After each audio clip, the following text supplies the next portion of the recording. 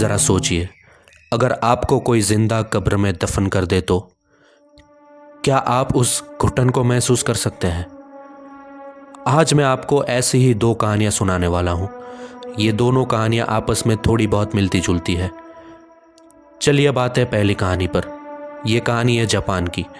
उस समय दूसरा विश्व युद्ध चल रहा था। तब जापानी साइंटिस्ट एक एक्सपेरिमेंट कर रहे थे कि जमीन के अंदर बिल्कुल छोटी सी जगह में, जहां पर मुश्किल से सिर्फ एक इंसान लेट सकता है या खड़ा हो सकता है, कोई इंसान उस जगह में दुनिया से बिल्कुल अलग होकर कितने समय तक जिंदा रह सकता है। एक जापानी सोल्जर उसमें वॉलंटियर कर रहा था और वो जमीन के अंदर तकरीबन 2-3 महीने से था। उसके पास एक बटन था, वो जब चाहे उस बटन को दबाकर इस एक्सपेरिमेंट को बंद कर सकता था। अब अचानक उसके पास जो ऊपर से खाना भेजा जाता था वो आना अचानक से बंद हो गया। इसलिए जब सोल्जर ने वो बटन दबाया ताकि वो उस बंकर से बाहर निकल सके, लेकिन ऊपर से कोई जवाब नहीं आया। काफी कोशिश करने के बाद उसे पता चल गया था कि अब शायद वो इस जगह से कभी बाहर नहीं निकल पाएगा। इसलिए उसने बंकर की दीवारों पर डेट लिखनी शुरू की ताकि समय का अंदाजा लगाया जा सके। और जब इस बंकर को खोजा गया तब वहां पर आखिरी डेट जो लिखी हुई थी वो थी 20 अगस्त 1945, यानी जापान पर जब एटम बॉम्ब गिराए गए थे उसके 11 दिन बाद। शायद इसी वजह से साइंटिस्टों से इस सोल्जर का संपर्क टूट गया होगा, क्योंकि शायद उस एटम बम हादसे में सारे साइंटिस्ट मारे गए होंगे और वो जापानी सिपाही हमेशा हमेशा के लिए उस बंकर में फंसा रह गया होगा। सोचिए उस सिपाही पर क्या बीती होगी। आप एक ऐसी जगह पर बंद है जहां पर ना आप ठीक से उठ सकते ना बैठ सकते हैं, और बाहर से भी आपको कोई बचाने के लिए नहीं आने वाला है। मतलब आपको उसी जगह पर तड़प तड़प कर मरना है। अब आता है दूसरी कहानी पर। यह कहानी अमेरिका में घटित हुई थी ईस्वी सन 1750 के आसपास। उस समय टेक्नोलॉजी इतनी विकसित नहीं हुई थी और मेडिकल साइंस भी इतना एडवांस नहीं हुआ करता था। उस समय अक्सर ऐसा होता था कि डॉक्टर्स द्वारा गलती से किसी भी जिंदा व्यक्ति को मृत मान लिया जाता था और उसे कब्र में दफन कर दिया जाता था। जब उस व्यक्ति को 2-3 दिन बाद होश आता तब वो कब्र में होता और उसके पास कोई चारा नहीं होता सिवाय उस कब्र में घुट घुट कर मरने के। आप उस घुटन को महसूस कर सकते हैं।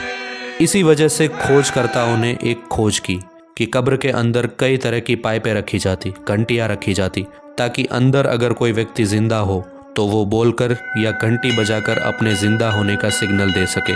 कई बार कब्र के अंदर अलग अलग परफ्यूम्स भी रखे जाते ताकि उस स्मेल से कब्र के बाहर वाले लोगों को ये पता लग सके कि शायद कब्र के अंदर कोई जिंदा व्यक्ति दफन हो चुका है और उसे बचाया जा सके। ऐसा ही एक कब्रिस्तान टेक्सास स्टेट में मौजूद था, जहां पर रात के तकरीबन 3 बजे जो सिक्योरिटी गार्ड था उसे एक घंटे की आवाज़ सुनाई दी, जो कि एक सिग्नल था कि शायद कब्र के अंदर कोई जीवित है। जब वो उस कब्र के पास पहुंचा तब कब्र के अंदर से आवाज़ आ रही थी एक औरत की कि मुझे अंदर गलती से जिंदा दफन कर दिया गया है, मुझे यहाँ से बाहर निकालो। तब उस सिक्योरिटी गार्ड ने उससे पूछा कि क्या आपका नाम शार्लेट है? तब अंदर से आवाज़ आई कि हाँ। फिर सिक्योरिटी गार्ड ने पूछा जब आपकी डेथ हुई थी तब आप 45 साल की थी? तब अंदर से आवाज़ आई कि ये एक गलतफहमी थी, मेरी डेथ कभी हुई नहीं थी। इतना सुनते ही सिक्योरिटी गार्ड ने जो पाइप कब्र के बाहर आ रही थी जिससे वो औरत बात कर रही थी उसके अंदर मिट्टी भरकर उस कब्र को हमेशा हमेशा के लिए बंद कर दिया। अब आप ये सोच रहे होंगे कि आखिर सिक्योरिटी गार्ड ने ऐसा क्यों किया, क्योंकि जिस कब्र से औरत की आवाज़ आ रही थी उस कब्र पर औरत की जो मौत की तारीख लिखी थी उसके मुताबिक उस औरत की मृत्यु 22 अगस्त 1730 में हुई थी, यानी 20 साल पहले। और कोई भी इंसान 20 सालों तक कब्र के अंदर जिंदा नहीं रह सकता। इसलिए उस गार्ड ने कब्र को दफन करते हुए कहा कि तुम जो भी शैतानी शक्ति हो अब हमेशा हमेशा के लिए इसी कब्र के अंदर दफन रहना, तुम कभी बाहर नहीं आ पाओगी। और वो सिक्योरिटी गार्ड फिर वहां से चला गया। लेकिन ये कहानी यहाँ पर ख़त्म नहीं हुई। इस घटना के तकरीबन 2 महीने बाद उस सिक्योरिटी गार्ड की रहस्यमय तरीके से मौत हो गई। इसीलिए अगली बार आप जब भी किसी की मदद करें तो सबसे पहले ये देख लीजिए कि आप किसकी मदद कर रहे हैं। कहीं ऐसा ना हो कि आप किसी की मदद करें और फिर आप ही को मदद की ज़रूरत पड़ जाए।